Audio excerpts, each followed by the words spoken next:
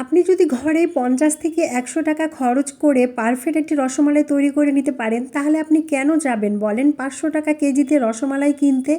আজকে আপনাদের আমি এত সহজভাবে রসমালাই রেসিপিটি তৈরি করে দেখাবো, আপনি কেন ছোট ছোট বাচ্চারাও পারবে এই রসমালাইটা ঘরে তৈরি করতে। এত ইজিলি নো ফেল একটি রসমালাই।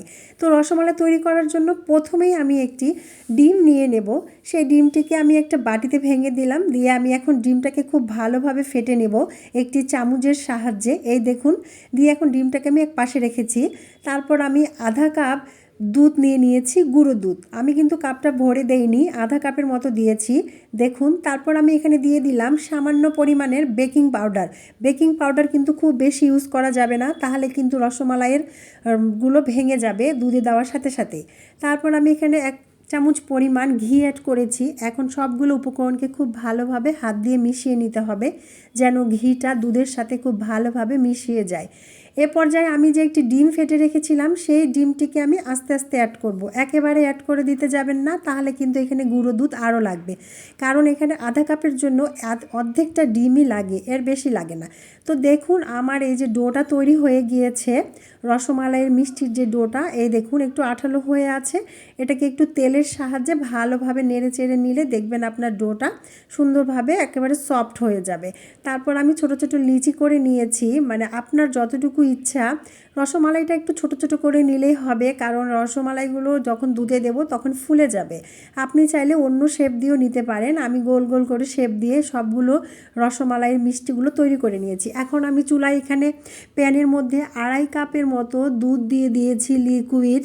আপনি যদি গুঁড়ো দুধ দিয়ে করতে চান সেটাও করতে পারেন। তারপর আমি এখানে গুঁড়ো দুধ দিয়ে দিলাম 2 টেবিল চামচ, আধা কাপ চিনি। একটা ডিম আর আধা কাপ দুধের জন্য আধা কাপ চিনি পারফেক্ট মিষ্টি হয়। এর থেকে বেশি মিষ্টি যে দিতে যাবেন না, তাহলে কিন্তু অনেক কড়া মিষ্টি হবে। আমি কিন্তু এখনও চুলাটাকে জ্বালিয়ে রাখিনি, এখন আমি চুলাটাকে জ্বালাবো। আমার এই মিষ্টিগুলো যখন আমি দুধের মধ্যে দিয়ে দেব, দেওয়ার পরে আমি তারপর চুলাটাকে জ্বালাবো। তো এখন আমি এখানে ঢেকে দেব। ঢেকে আমার এই প্যানের যে ছিদ্রটা আছে, এটা আমি একটা কাগজের সাহায্যে বন্ধ করে দিব। এখান থেকে কিন্তু আপনি সরে যাবেন না, আপনাকে কিন্তু এখানে দাঁড়িয়ে এই সম্পূর্ণ কাজটা করতে হবে। দুধটা যখনই বলক দিবে তখনই ঢাকনিটা খুলে এভাবে নেড়ে চেড়ে দিতে হবে। আবার এটাকে ঢাকনি দিতে হবে। আবারও যখন দুধটা বলক আসবে, ঠিক আবারও তখন আপনাকে ঢাকনিটা খুলে আবারও নেড়ে চেড়ে দিতে হবে। এভাবে প্রায় 6 থেকে 7 বার আপনাকে নেড়ে চেড়ে দিতে হবে। দেন আপনি দেখতে পাবেন এক সময় আপনার মিষ্টিটা কিভাবে ফুলে টুটম্বর হয়ে যাবে, একটা পারফেক্ট মিষ্টি তৈরি হয়ে যাবে রসমালাইয়ের। অনেকে বলে আপু মিষ্টি তো ভেঙে যায়, তাদের বলি আপনারা বেশি পরিমাণের বেকিং পাউডার ইউজ করবেন না, তাহলে কিন্তু মিষ্টিটা ভেঙে যাবে। তো দেখুন আমার রসমালাইয়ের মিষ্টিগুলো কিভাবে ফুলে গিয়েছে। এখন আমি এখানে যেটা করব, নর্মাল পানির মধ্যে 1 চামচ কর্নফ্লাওয়ার আর সামান্য ফুড কালার দিয়ে রেখেছিলাম, সেটাকে দিয়ে দিলাম মালাইটা ঘন করার জন্য। তো আপনারা যদি ফুড কালার না ইউজ করে সাদা রাখতে চান, সেক্ষেত্রে আপনারা এখানে শুধু কর্নফ্লাওয়ারটা পানি দিয়ে মিশিয়ে তারপর ঢেলে দিবেন।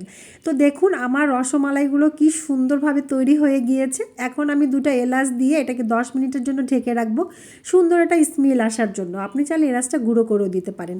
10 মিনিট পর আমি ফিরে আসলাম। এই দেখুন আমার রসমালাইগুলো কি পারফেক্ট হয়েছে, আপনারা দেখলেই বুঝতে পাবেন।